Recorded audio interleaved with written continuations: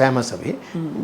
విశాలంగా ఉంటుంది, కంజెస్టెడ్గా ఉండదు, అందువల్ల ఫుడ్ కూడా బాగుంటుంది. అప్పుడు దాస్ ప్రకాష్ ఐస్ క్రీమ్స్ కూడా వచ్చాయి కదా. Das Prakash famous for ice creams.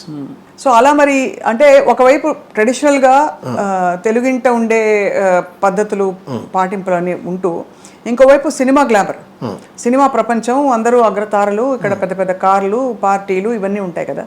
అమ్మ మరి ఎలా బ్యాలెన్స్ చేసేవారు రెండింటిని? అక్కడ కాల్ షీట్ మాకు మా అసిస్టెంట్లు లేరు మా ఇంట్లో. మాకు పేరుకి మేనేజర్ ఉంటారని అకౌంట్స్ రాయడం వరకే. కాల్ షీట్లోనూ డైరీలోనూ అమ్మ ఎవరిని తీసుకోదు, తనే రాసుకుంటుంది. నేను పెద్దవాడినితో ఆ డైరీలన్నీ నేను రాసేవాడిని. ఎవరో అని, మీరు పలానా ప్రొడ్యూసరు, పలానా డైరెక్టరు, పలానా ప్రొడక్షన్ నెంబర్ను పేర్లు కొంతమంది పెట్టేవారు. Production number so Radhakrishna, producer Radhakrishna గారు, అట్లాగే అన్నీ అనమాట. టెన్షన్గా అందరూ వచ్చి అంటే పద్ధతిగా పేమెంట్లు ఇవ్వడం అవన్నీ. పద్ధతిగా అంటే లాస్ట్ పేమెంట్లు ఎప్పుడు ఫైల్ అయ్యేది, అది వేరే విషయం. అది అందరూ చెప్తారు సార్, అది అందరూ. అది ఎందుకంటే అంత పెద్ద దిగ్గజాలకు కూడా ఇంతేనా అనిపిస్తుంది. కానీ ఒకటండి, అది అప్పుడు అమ్మకి తెలియదు, నాకు పెద్ద తెలియదు. బ్యాంకులో జాయిన్ అయిన తర్వాత నాకు విషయం తెలిసింది ఏంటంటే, ఇప్పుడు వెంకటేశ్వర సుందరరామూర్తి గారు ఉన్నారు, చిన్న ఎగ్జాంపుల్ చెప్తున్నాను. ఆయన ఏంటంటే సిసి గారు ఉన్నారు, నాకు చాలా క్లోజ్ పడలేదు. సిసి గారు అంటే చాలా క్లోజ్, నా సొంత కొడుకులో చూసుకుంటాడు ఆయన. వచ్చి నాకు 20 రూపాయలు కావాలనేవాడు, ఇచ్చేసేవాడు. నేను 2-3 రోజులు ఆగో చెక్ తెచ్చి ఇచ్చేవాడు. ఇది ఎప్పుడు పాస్ అయితే అప్పుడు డబ్బు తీసుకునేవాడు. అట్లాగా వేటూరు సుందరరామూర్తి గారు, బాబు నాకు డబ్బు ఇవేయా అనేవాడు. ఏమండి అనేవాడు. వాడు చెక్ ఇస్తాడయ్యా, చెక్ ఇదిగో ఇచ్చాడు చూడు, పోస్ట్ డేట్ వేసి, ఎప్పుడు వస్తుందో నాకు తెలియదు, డబ్బు ఇచ్చేస్తావా అనేవాడు. సరే అని క్లిప్పుకి పెట్టుకుని డబ్బు ఇచ్చేసేవాడిని. ఎంతండి ఆ కాలంలో 100-150. పైగా నా జీతం నాకు అలాగే ఉంచేవారు. నా జీతం తీసుకునేవారు కదా ఆవిడ నా జీతం ముట్టుకోవాలని చెప్పి నేను ₹1 నోట్లు, ₹2 నోట్లు, ₹5 నోట్లు, ₹10 నోట్లు కొత్తగా తీసుకెళ్ళేవాడిని నా జీతాన్ని. అలా చూసి దాంట్లో కావాల్సిన ఒక కట్ట తీసుకుని దానికి తగ్గట్టు మీద ఓ ₹50, ₹100 వేసి నాకు డబ్బులు ఇచ్చేసేది. సో ఈ డబ్బులు నాకు ఉండేవి. నాకు అక్కడ ఏం పెద్ద అన్ని ఇంట్లోనే ఉంటాయి కదా నాకు. దానివల్ల ఇది ఎవరికైనా ఇచ్చినా నాకు తెలిసిపోతుంది. ఆ చెక్కు వాళ్ళు టీటీ వస్తుంది, టెలిగ్రాఫిక్ ట్రాన్స్ఫర్ అంటారు. ఆ టీటీ వచ్చిన వెంటనే అకౌంట్ క్రియేట్ అవుతుంది, వీళ్ళ చెక్కులు పాస్ చేసేవాడిని.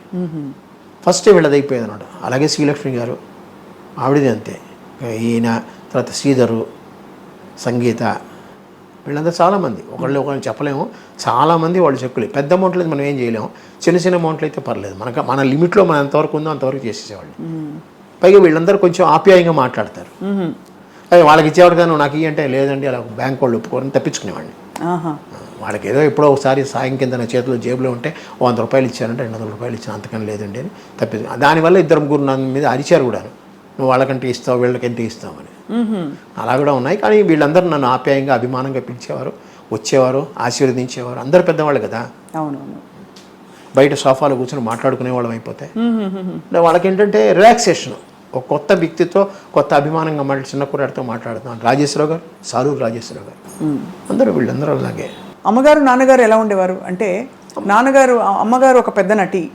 సో నాన్నగారు ఆయన ఎలా చూసేవారు? అడ్వకేట్. ఆయన ముందు గుంటూరులో పబ్లిక్ ప్రాసిక్యూటర్గా ఉండేవారు. తర్వాత మెడ్రాస్ వచ్చేసి మామూలుగా అడ్వకేట్గానే ఉన్నారు. బాగా చూసేవారు. ఆయన ఫీల్డ్ అయిందండి. ఆయన లాకి సంబంధించింది, వాటికి టైంకి సంబంధించి ఆయనది. అమ్మ ఫీల్డ్ అమ్మది. మామూలుగా ఈ భోజనం పెట్టడం కానీ ఇతరత్ర కానీ అన్నీ బాగానే ఉండేవి. ఎక్కడ ఆయన ఫుల్ ఫ్రీడమ్ అమ్మకి ఇచ్చాడు, అమ్మ ఆయనకి ఫుల్ ఫ్రీడమ్ ఇచ్చింది. ఇద్దరికి కామన్ ఏరియా అంటే నాటకాలు, పాటలు. పాటలు కూడా పాడేవారు? అమ్మ పాడేవారు కాదు, పాటలు వినేవాడు. పైగా ఈ 80లోనో 82లోనో ఇది వచ్చింది, 78 VCRలు, VCPలు వచ్చాయి, క్యాసెట్లు. అక్కడి నుంచి ఇక సినిమాలు చూడడం బాగానే ఇంట్లో మొదలెట్టాం. సినిమాలు వేసుకు చూసేవారు. చూసి ఏమనుకునేవారు? బాగునేది. ఆ కాలంలో ఇలా చేసామన్నమాట, ఇలా చేసామని అనుకునేవారు. అందరం కలిసి కూర్చొని చూసుకునేవాళ్ళు.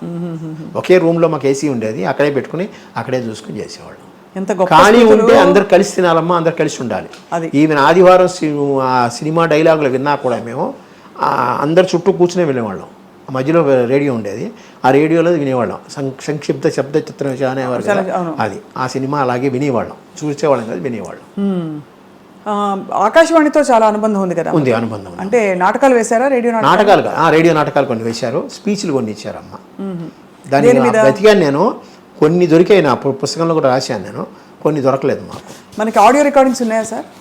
లేదు, అసలు ఆ ఒక్కటే ఉంది, ఆడియో కాదు, వీడియోనే ఉంది. ఆకాశవాణి వాళ్ళు చేశారు, ఏం చేశారు, విజయదుర్గ గారు పంపించారు. ఆ కాఫీ కప్పు పెట్టేసి వెళ్తుంది. ఇదే మంచం, ఇదే మంచం మీద అప్పుడు మాకు ఫ్రంట్ రూమ్లో ఉండేదన్నమాట. ఆ అమ్మాయి ఏమో ఇలా బోర్లా పడుకుని పుస్తకం చదువుతూ కూర్చుంది, కాలు పైకి ఎత్తి పెడుతుంది ఇలాగా.